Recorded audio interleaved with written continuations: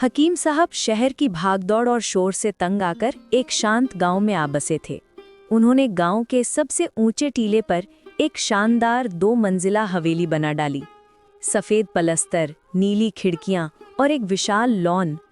मगर उसकी चहारदीवारी इतनी ऊंची थी कि बाहर से सिर्फ छत नजर आती थी। गांव वाले शुरू में तो नए मेहमान के मुंतजिर रहे, कब वो उनसे मिलने आएगा, कब गांव के चबूतरे पर चाय पीने बैठेगा। मगर हकीम साहब का दरवाज़ा हमेशा बंद रहता। वो अपनी गाड़ी से निकलते और फौरन अंदर गायब हो जाते, जैसे कोई छिपने की कोशिश कर रहा हो। एक दिन हकीम साहब को एक ज़रूरी काम से 1 हफ्ते के लिए शहर जाना पड़ा। ये सफ़र उनके लिए एक बहुत बड़ी परेशानी का बायस बना। उनकी हवेली, जो अभी नई नवेली थी, खाली छोड़नी थी। गांव के सरपंच चौधरी इमरान ने खुद आकर कहा, हकीम साहब फिक्र मत कीजिए, हम सब हैं ना, हमारी नज़र आपके घर पर रहेगी। मगर हकीम साहब के दिल में शक का एक कीड़ा पनप रहा था। ये देहाती गरीब लोग हैं, मेरी दौलत देखकर हसद करते होंगे, कौन जाने किस दिन क्या इरादा कर बैठे।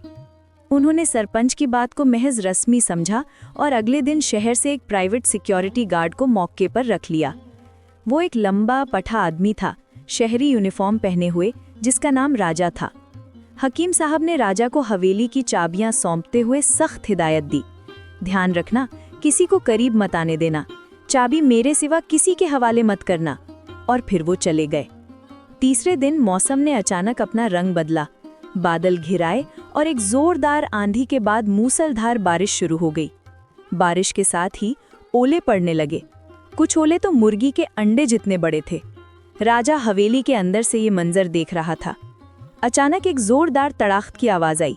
राजा ने बाहर झांका तो देखा कि हवेली के पिछवाड़े वाले हिस्से की छत, जो पुरानी लकड़ी की शहतीरों पर बनी थी, ओलों के वजन और तेज हवा के दबाव से टूटकर बैठ गई थी। बारिश का पानी अंदर गिर रहा था। ये नज़ारा गांव के मिस्त्री उस्ताद अल्लाह दत्ता ने भी देख लिया। वो अपने छोटे से मकान में बैठे थे। उन्होंने फौरन अपनी छतरी उठाई और पड़ोसियों को आवाजें दी, अरे भाई, हकीम साहब की छत टूट गई है, पानी अंदर जा रहा होगा। 10 से 12 लोग, नौजवान बुजुर्ग, बारिश में भीगते हुए हकीम साहब की हवेली के बाहर जमा हो गए। राजा ने दरवाज़ा खोला तो उसे एक भीड़ नजर आई। उसने ऐंठ कर दरवाज़ा रोकना चाहा। रुको, अंदर कोई नहीं आ सकता, मालिक ने मना किया है। उस्ताद अल्लाह दत्ता आगे बढ़े। उनके चेहरे पर गुस्सा नहीं, फिक्र थी। बेटा, बारिश छत पर बरस रही है और हम दरवाजे पर खड़े हैं। ये घर है, कोई जेल तो नहीं। हकीम साहब का सामान भीग रहा होगा। राजा बोला, मेरा काम हुक्म मानना है, मैंने वादा किया था। एक नौजवान जमील, जो कि किसान था, बोला, उस्ताद जी, हम तो यहाँ मदद के लिए खड़े हैं। अगर ये शहरी अपने वादे से बाहर नहीं निकल सकता तो हम क्यों नहीं निकल सकते? ये कहकर जमील और 2 दूसरे नौजवानों ने हवेली की पिछली दीवार पार की, जहाँ छत नीची थी। उस्ताद अल्लाह दत्ता ने राजा की तरफ देखा, तुम्हारी मर्जी, तुम दरवाज़ा बंद कर लो, हम काम किए बिना नहीं लौटेंगे। और फिर एक अजीब मंजर तैयार हुआ। एक तरफ राजा दरवाजे के अंदर खड़ा था और दूसरी तरफ गांव वाले पिछली दीवार से होकर अंदर आ रहे थे। उन्होंने हकीम साहब के गोदाम से पुरानी बोरियां और एक बड़ा सा टारपोलिन यानी पन्नी निकाला। उस्ताद अल्लाह दत्ता ने माहिराना नज़र से छत का जायजा लिया। उन्होंने अपने साथियों को हिदायतें दी। कुछ नए शहतीर लगाए गए, कुछ पुरानी ईंटें बदली गईं और टारपोलिन से अर्जी छज्जा बनाकर उसे मजबूती से बांध दिया गया, ताकि बारिश का पानी अंदर ना आ सके। ये सब काम बारिश के नीचे कीचड़ में हो रहा था।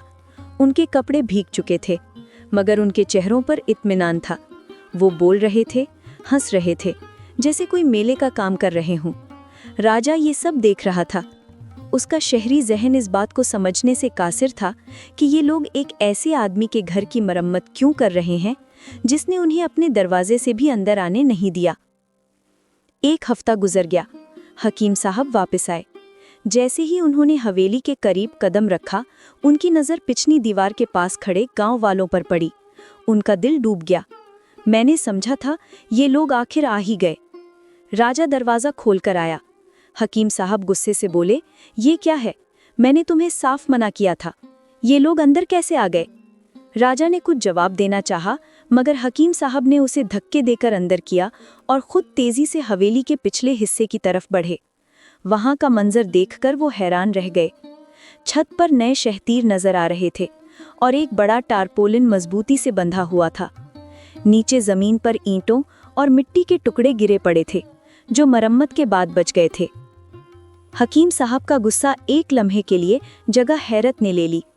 वो समझ नहीं पा रहे थे। इतने में उस्ताद अल्लाह दत्ता आगे बढ़े। उनके कपड़े अब भी धूल से अटे हुए थे। हकीम साहब, उस्ताद ने नरमी से कहा, गुज़श्ता तूफान में आपकी छत को नुकसान पहुंचा था। हमने अर्जी मरम्मत कर दी है। बाकी काम जब सूरज निकल आएगा तो पक्का कर देंगे। हकीम साहब का गला भर आया। उन्होंने इर्द गिर्द नज़र दौड़ाई। ये सब लोग, मिस्त्री, किसान, मजदूर, थके हारे से खड़े थे, मगर उनकी आंखों में खुलूस था, फतह का जज्बा नहीं। उन्होंने राजा की तरफ देखा, फिर उस्ताद अल्लाह दत्ता की तरफ। उनकी समझ में वो बात आ रही थी जिसे वो महीनों से नज़रअंदाज करते आ रहे थे। उस्ताद अल्लाह दत्ता ने मुस्कुराते हुए कहा, साहब, मकान तो ईंट पत्थर से बनता है, मगर घर तो पड़ोसियों के हाथों से बनता है। ये जुमला हकीम साहब के दिल में उतर गया, जैसे कोई गहरा नश्तर लगा हो। उन्होंने जो कुछ महसूस किया वो शर्मिंदगी थी, नादामी थी और एक अजीब सी मोहब्बत थी। उनकी आंखें नम हो गई। उन्होंने अपना सिर झुका लिया। फिर उन्होंने अपना सिर उठाया और गांव वालों की तरफ देखा। उनकी आवाज़ में एक नई रौनक थी, एक जज्बाती भराव। बराहे मेहरबानी, आज रात मेरे मकान नहीं, मेरे घर पर मेहमान बनिए। और उस दिन के बाद से हकीम साहब की हवेली की ऊंची दीवारें दरअसल गिर गईं, प्यार के बाद।